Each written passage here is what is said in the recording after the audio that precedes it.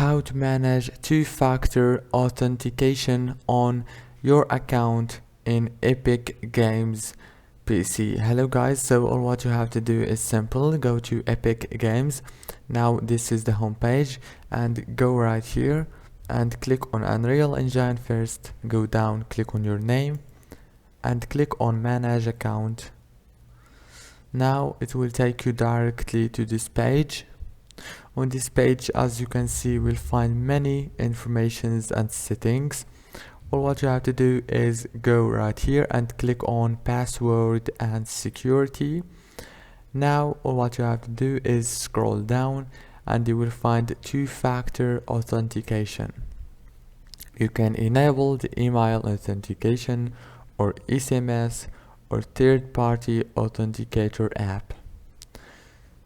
If this video was helpful, please don't forget to like and subscribe. See you later.